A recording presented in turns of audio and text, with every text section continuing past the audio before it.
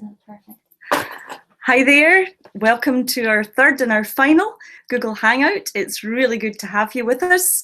I hope you're ready to participate with us if you're listening live, and if you're listening later, then I hope you enjoy the conversations and discussion that we're going to have here in relation to the questions that were posed. There were a few questions this week, and we've also picked up on some of the discussions that you were having in some of the activities this week, and addressing a couple of issues that have maybe come up there. So if you are around with us and you're online, it would be good to hear from you. Hopefully we've activated the questions and you're able to feed that into us. I can't see it in mine, but I can see it in Cash's. So hopefully everybody can see that and that this is going to work.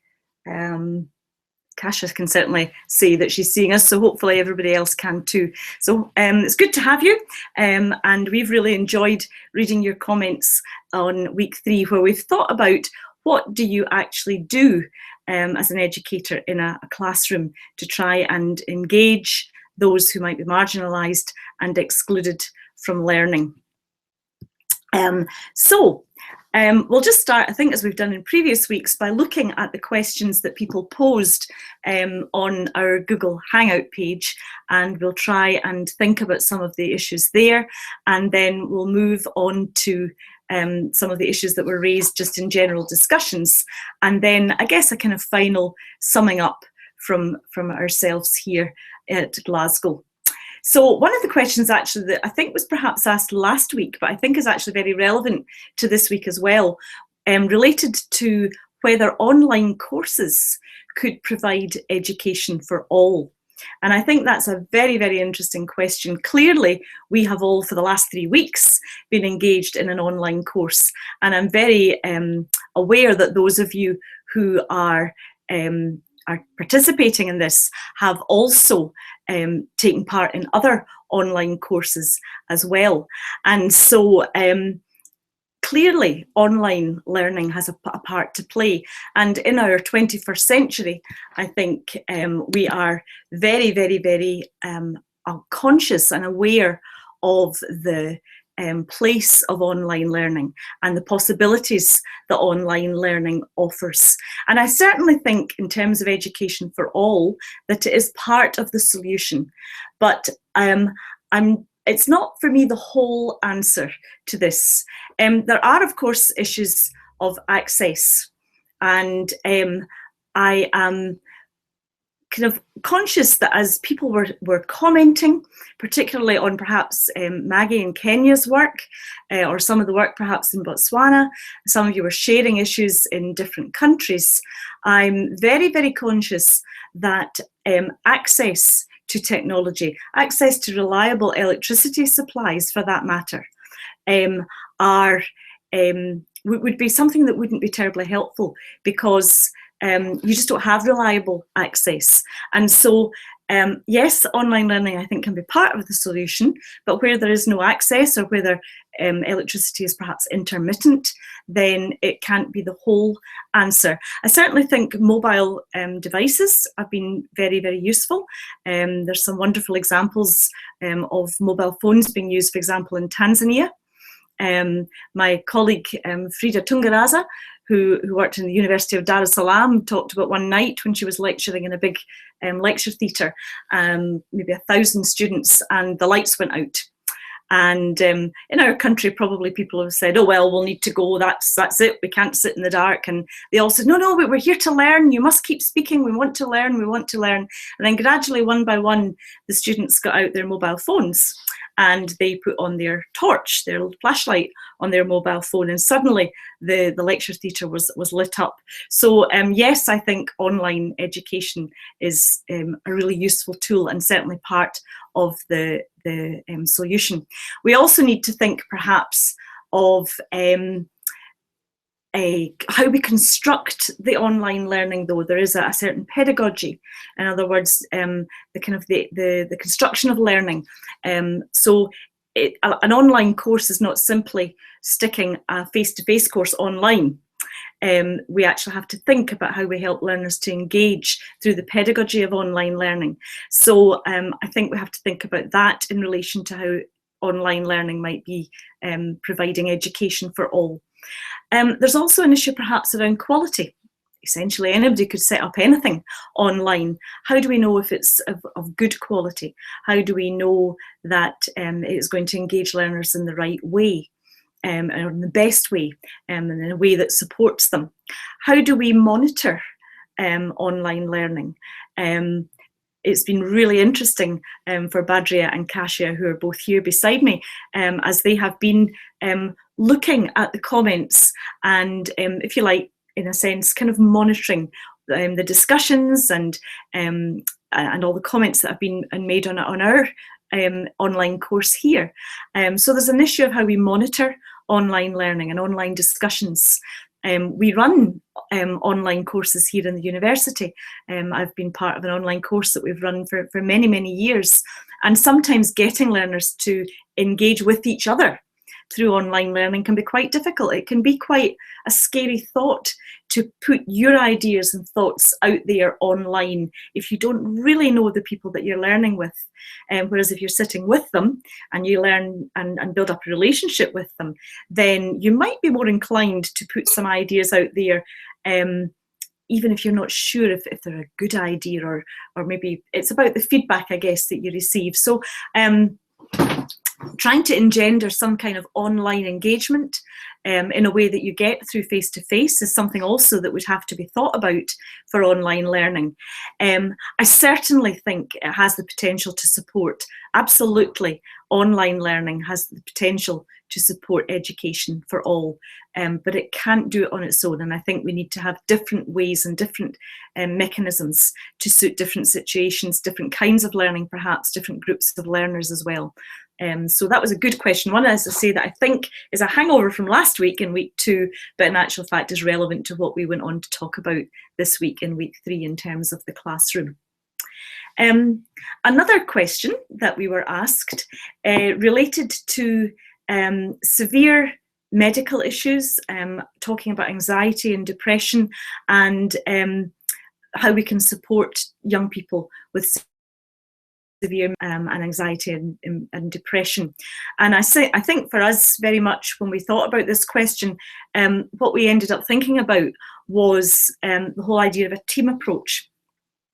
Because I think when you're talking about things like medical issues or syndromes or whatever, anxiety and depression, there is a medical dimension to each of these. And so I think we can't, for all we would be perhaps advocating a more social model of learning and not a medical model where things are done to people.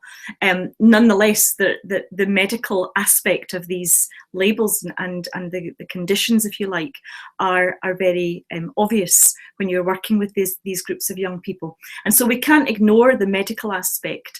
And therefore, for us, I think it's about how you bring together the various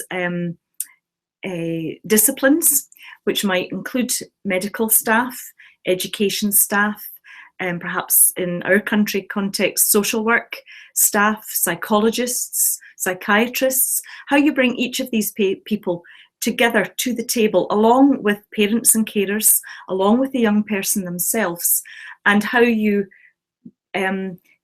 discuss and share and decide how you're going to support that young person. Work of people like Etienne Wenger, who talk about communities of practice, bringing together different disciplines, that multidisciplinary approach in order to best support young people. In our country, psychologists are not dripping off trees, so they can be quite, their caseload can be very big, and so it's not always easy to get these people together round the table, but I think where we can get people together from different disciplines round the table with a shared common interest, then we're more likely to best support young people with anxiety, depression, or other severe medical issues. I think also in relation to that, perhaps the notion of early intervention. Last week, somebody asked about the idea of health and well-being, and I guess this question, excuse me, relates to people's health and well-being, to that holistic approach. And I guess one of the things that we're trying to do in Scotland is to develop resilience within learners. So helping them to know about themselves, metacognition, knowing about how they learn, building up self-resilience, hoping that as they grow and develop and mature as learners, that will very much help them to meet situations in their life and to perhaps better know how to cope and to deal with them.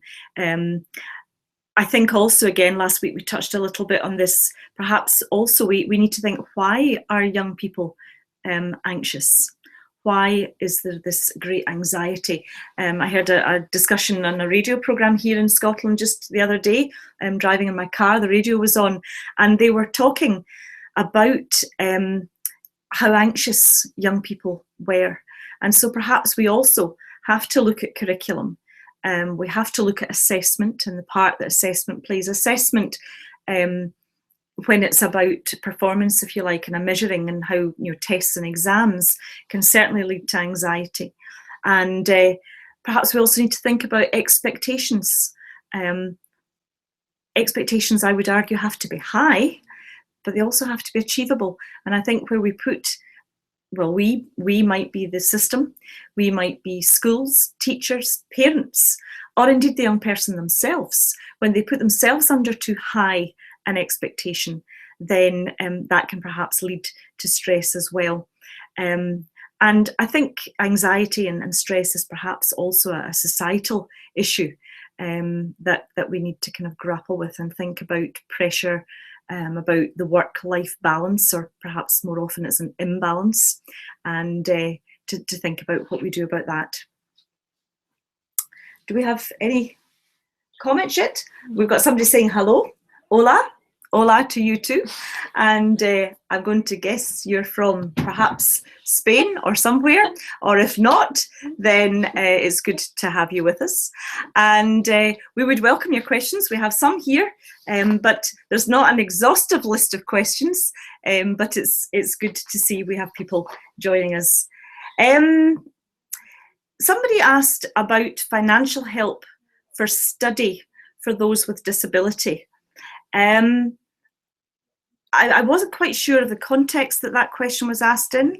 I wasn't quite sure if you were asking in relation to the UK or to another country. To be honest, I'm not really sure how to answer that question. In the first part of the question in relation to financial help, and we will certainly have a look to see online if we can find anything that we could maybe give you a link to help answer that question. But you also asked if you were to study at a university, how would you be supported?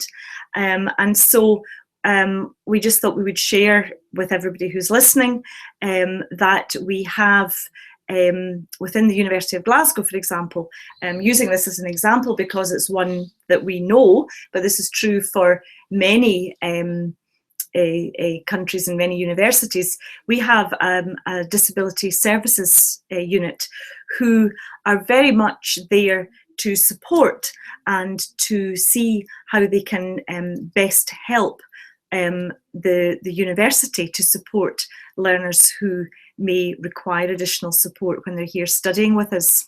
As part of our applications procedure, you're invited, if you should choose, to share with us any particular learning needs that you may have or any particular disability.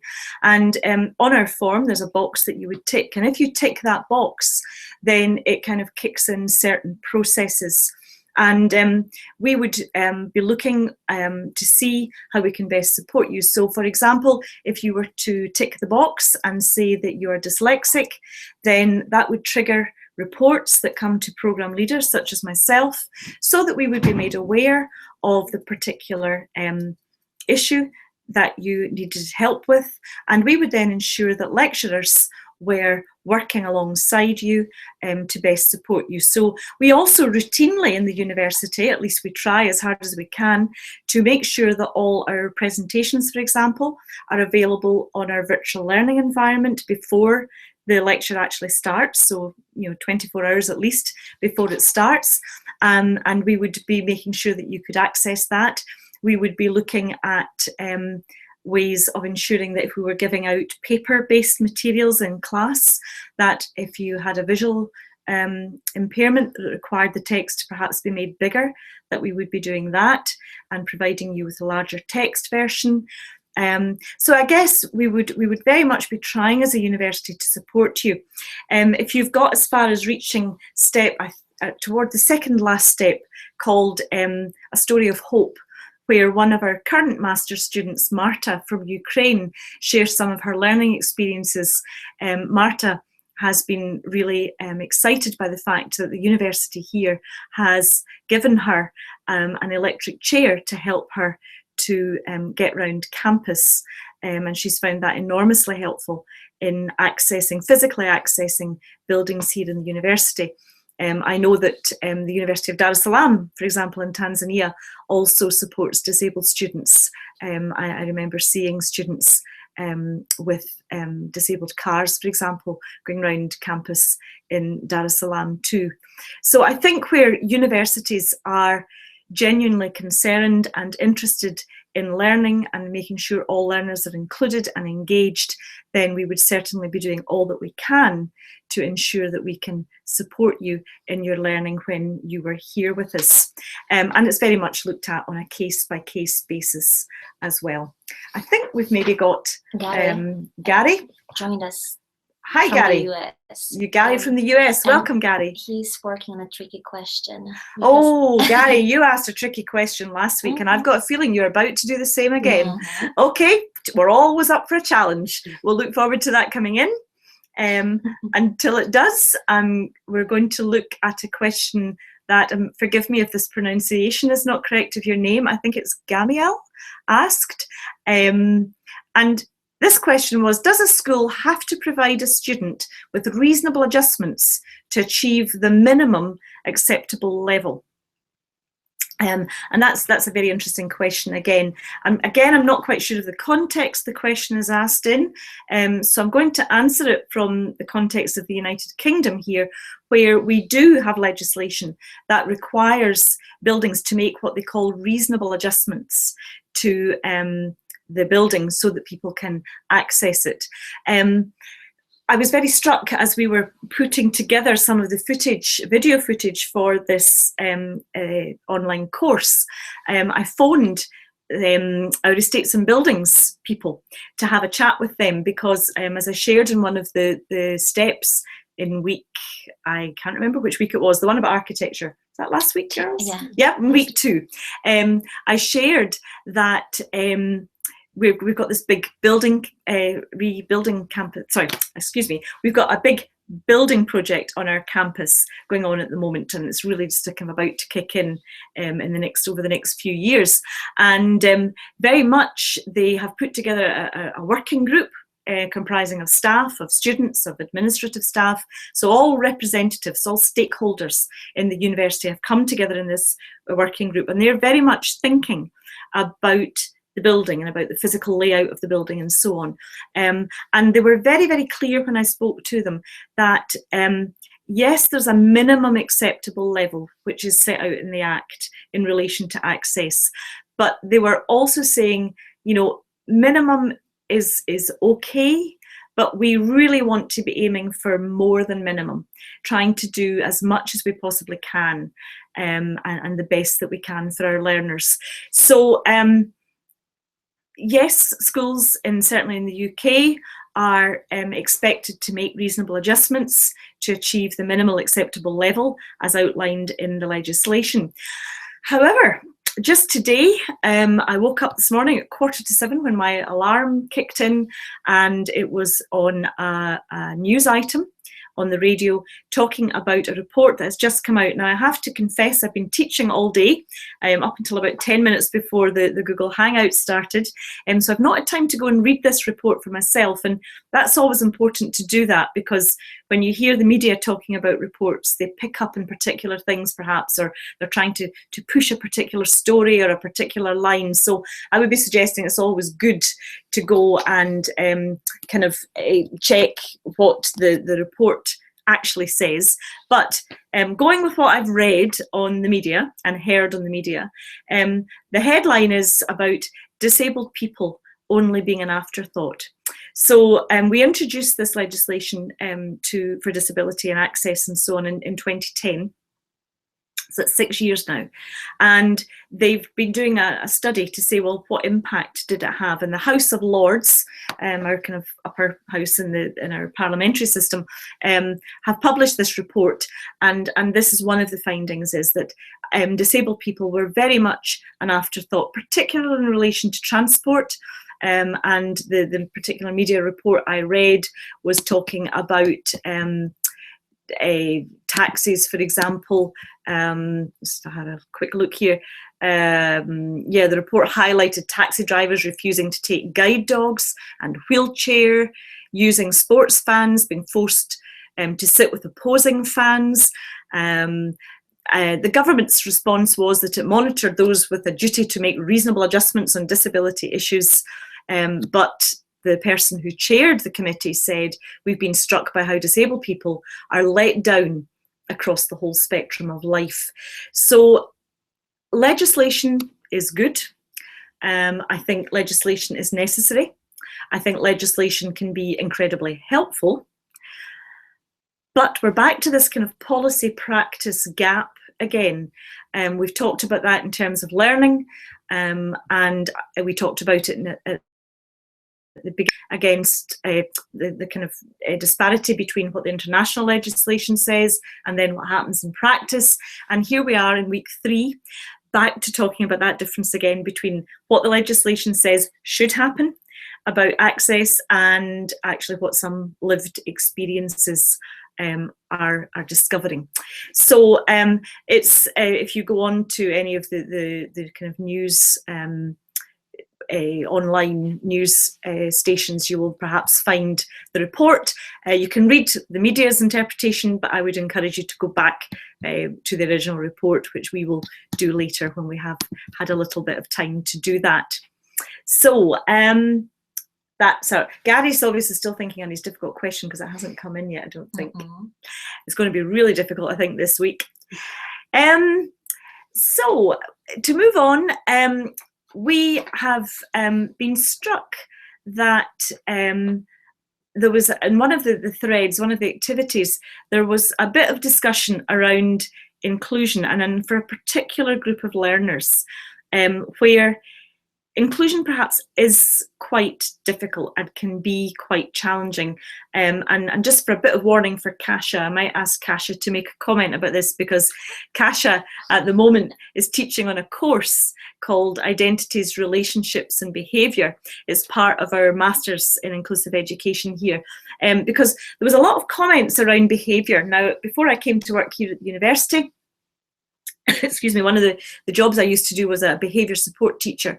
I worked in mainstream schools trying to work alongside and help and support young people who had quite extreme social emotional behavioural issues. They had often had very disruptive and very difficult and challenging life circumstances. Some were challenged by the curriculum, and that had actually resulted in behaviour problems for them. But whatever the reason, and in a sense the reason wasn't so important. The reason I was there was because the schools were saying, help, we're really struggling to include these children. So young people with behaviour, a lot of comments saying this is where inclusion gets really difficult. And I think, to a certain extent, I think that is true. It does become difficult, and there's a lot of reasons why that becomes difficult. I think behaviour is a very contextualised thing, so I think it does depend where you are, what is considered to be bad behaviour, what is considered to be challenging behaviour. So we also have to be very aware, I think, too, of the triggers for us personally who are dealing with young people with behaviour issues. I could accept, it never upset me or annoyed me when children, for example, would swear at me or lash out at me. But the one thing that really riled me and got me going was if they spat at me, and spat at me. That really, there was just something about being spat on that I really struggled to cope with. Now that was about me. They shouldn't have been doing that, but the reaction then was very much about me. And I think as educators, being kind of aware of our reactions to certain behaviours, we can exacerbate behaviour or we can calm things down. So I think one of the things we would be suggesting is we need to look at ourselves just as much as we're looking at the behaviour of the young people. I think we can't say that inclusion is for everybody except those who can't behave. I think if we say that education is a right, and we're calling this the right to education, if we're saying education is a right, but you have to behave first before you can come and join us, then in actual fact we're making education a privilege.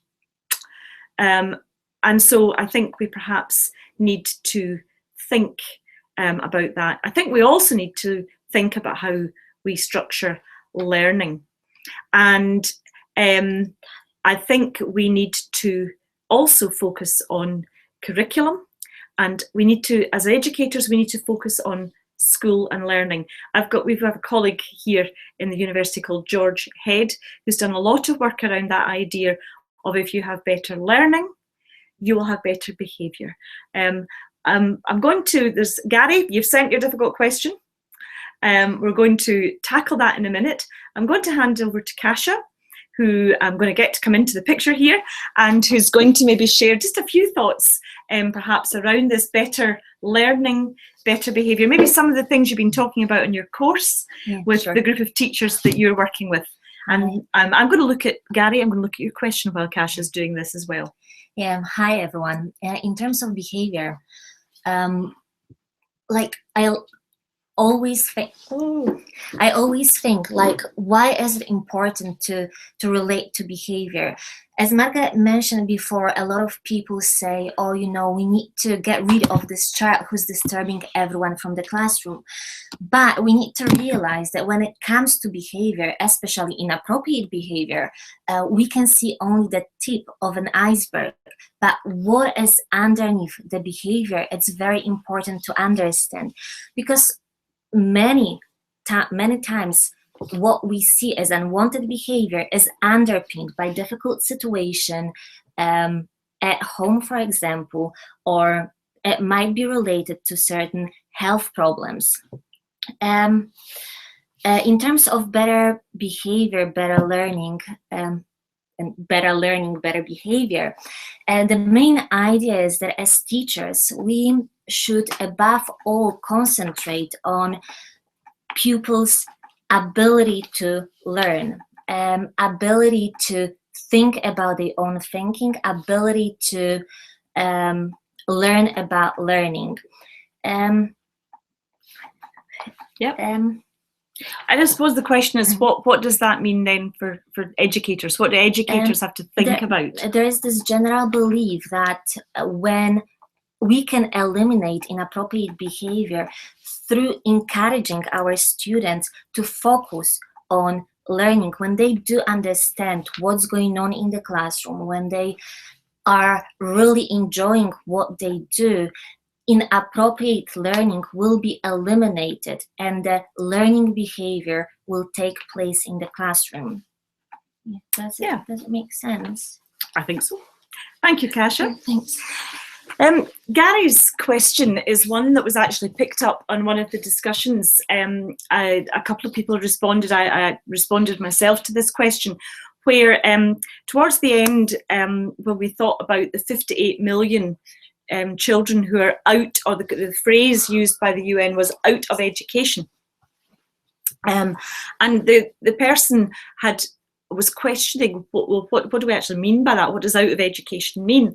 And I think I alluded in my reply, and perhaps at other points through the online course, I alluded to the fact that one of the difficulties with the Millennium Development Goals was the very narrow conceptualization of education. In other words, we kind of thought of education for all and universal primary education as getting children, young people into school, where school was a kind of very westernized, constructed concept in terms of how it would run, development goals were very much focused on developing countries, many of whom have a big post-colonial or big colonial history rather, and had systems that I guess were kind of left over from colonial days, and so there was that education and westernized, what I'm calling anyway, westernized education, and the kind of bringing of those two things together. And so I think we have, unfortunately, narrowed what we perhaps mean or how we perceive education to take place. So I think, Gary, your question, which says, how can we promote the concept of education for all without the formal acceptance that all learning takes place in a four-walled classroom, isn't a major barrier to attaining learning or education, our resistance to different forms of education delivery? And I think I'm in agreement with you. I think, yes, perhaps a major barrier is indeed that we are trying to standardise what school means. We're trying to standardise what education might look like.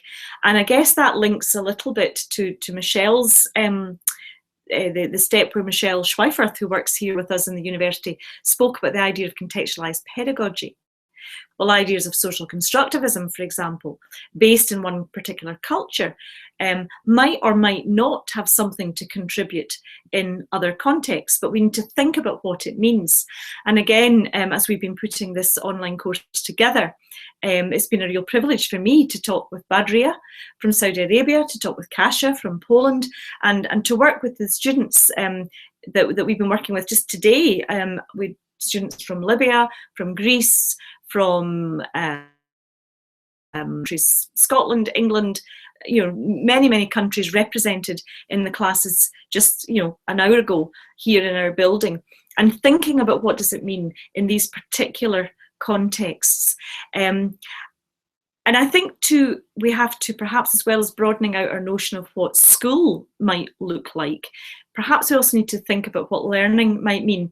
I remember I used to supervise undergraduate students here, and I used to meet with them once a week, and then eventually they'd go into school and I would go out to assess them. And I remember one week after they'd been in school, they came back in to university, and one of my students saying to me, oh, Margaret, we had this traveller child, and traveller children, by the very nature of their life style, they move around, so they're not always in class all the time. And she said, oh, well, I've got a traveller child in my class, and this is the first week I've met them. I've been in the school 6 weeks, but this is the first week I've met them, because they've not been in school. But I mean, they've not learned anything in the last 6 weeks. And I thought, really? Now, what that student meant was they hadn't learned anything of the formal curriculum that had been presented in that school over the last 6 weeks. But when I sat down and I spoke with her, and I said, well, let's just think about this. What do you think they have been doing? What kind of things do you think they've been doing during this 6 weeks? What kind of learning has taken place? Have they learned about money? Have they learned about how to negotiate? Have they learned, all kinds of learning happens in different places. So I think, as well as broadening out our idea perhaps of what school physically looks like, we also have to broaden out our idea of a project with some young people who came into what was then Glasgow's Centre for Architecture, Design and the City, called the Lighthouse. And we spent the first morning, they were working with architects, with designers, with fine artists, and ourselves from the university. And they spent the first morning designing a cycling, it was to do with cycling in the city, and they were designing a safe place where you could leave your bicycle and padlocked and safe and so on. And they were talking about the morning, and it was a Saturday, so this was an extra day on top of their school week, and they were with people they didn't know, and they were with young people they didn't know. And anyway, one of them said, "Oh, this has just been brilliant, it's been just great, so much better than school." And so we asked some questions and said, okay, what was it that made this better than school? And one of the answers they came back was, oh, well, we haven't done any maths and language. Now, that made us smile, because in actual fact, they had spent the whole morning doing maths and language. They were measuring, they were talking, they were recording, they were negotiating, they were doing a whole lot of things. They'd been reading, they'd had to read instructions, a lot of maths and language, but it was just in a different context, done in a slightly different way, and they just didn't perceive that it was maths and language. So I think in our 21st century idea of learning and teaching, when we're trying to include all and make learning inclusive, we maybe do have to broaden out our notion, but maybe that does call into question what we mean by standardizing, what we mean when there's a call for we need more standardized information, if we're suggesting that learning is actually perhaps not quite so standardized, and learners certainly aren't standardized either. So there's perhaps a bit of a tension there that we still have to work through in the system. Do we have any more questions, or is that it for this week? I think okay. Yes. What we did was we've kind of had a little summing up, I guess. Badria and Kasia and myself have, this has been a first experience for us. We have participated in some online courses, but this is our first time putting one together and engaging in one, and it's been a really, really interesting learning experience for us. We've learned lots about each other as we've worked on this together. We knew each other well before, but we know each other better now. We've learned lots of things, websites and things that we came across as we were putting some of the activities together. We were aware of many of the big international bits of legislation and so on, but we came across things that we had to learn about too. So it's been a great experience for us.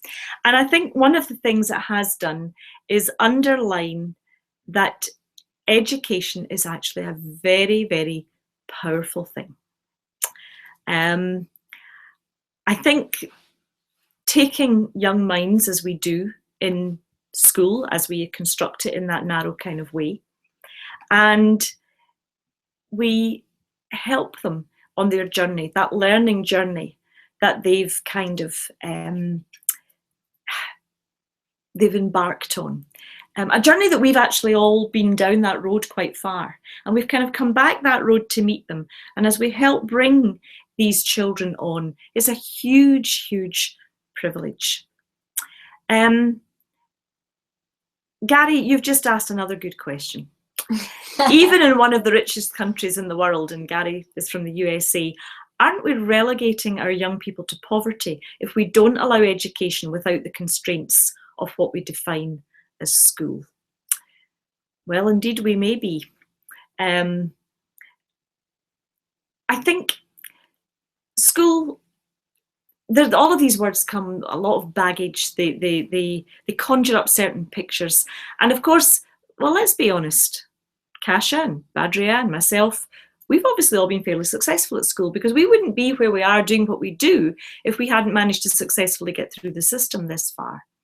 So I think we also, that colours and influences what we do. I work with parents a lot, and they also are thinking about what is best for their young people, and often they are basing what they think is best on their view of education. And of course, many of our politicians do the same thing. What was good for them, what was good for us, it'll be good for the next generation too. And so education, it's hugely important, it's hugely powerful, but it's also kind of, I guess it's influenced by different views and different ways of looking at it and different ways of coming at education. There's another question come in. We have hence standardised our vision of education, but isn't the four-walled classroom a huge improvement in LDCSs? Now, I'm not sure what that exactly stands for. Maybe you could tell us. Low economic, I don't know. I'm guessing it's the rest of it says improvement in LEDC, something countries, low economic developed countries maybe, where 58 million children are denied access to school, as it allows you to come to school and forget food and care there. If you've sent that in, could you maybe just get back to us on exactly, am I on the right lines with interpreting LEDCS? My apologies. We have so many acronyms in education. It can sometimes be quite hard to, is it low income, less economically developed country? Google is a wonderful thing. We've just looked it up on the internet. Less economically developed countries. So we can go back to the question again, Kasia, please. Back to thinking on our feet here.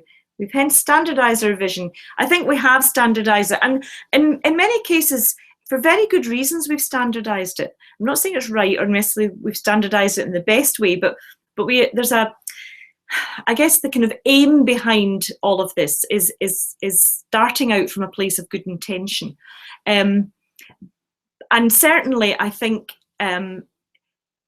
it certainly has, and we have moved on. I mean, the statistics at the beginning in week 1, there are many, many more children in education now than there were in the year 2000. Oh,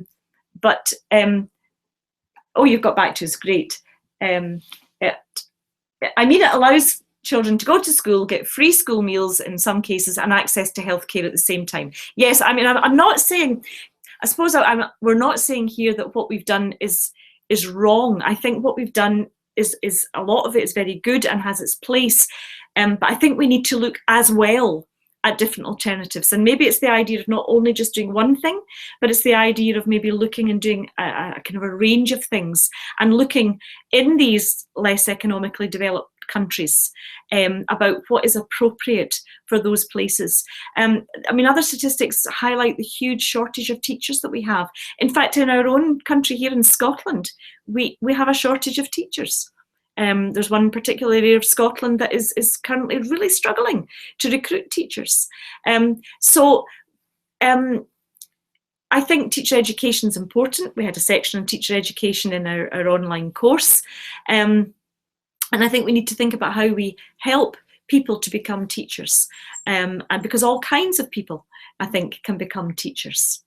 So yes, these are really big questions we're probably not going to solve in this online course, but it certainly, I think, it is worth thinking about, and I think it is worth considering how different countries have conceptualised what has certainly started off as a very good intention, because I think there is a concern for young minds.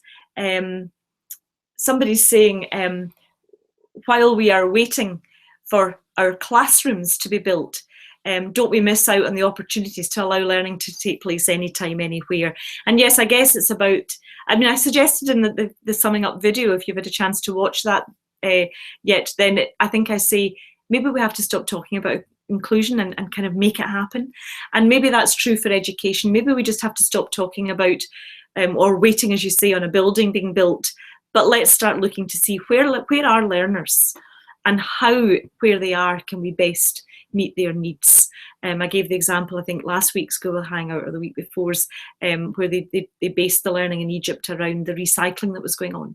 So where do we find young people, and how can we hook them in? I have a friend who works in the favelas in São Paulo in Brazil, and doing really interesting work there, where the story of the Pied Piper, where the children follow the piper out of Hamelin.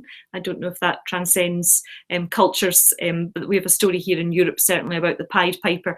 And I heard him described recently as the Pied Piper. He walks through the favela, and he said children just kind of come out from everywhere to follow him.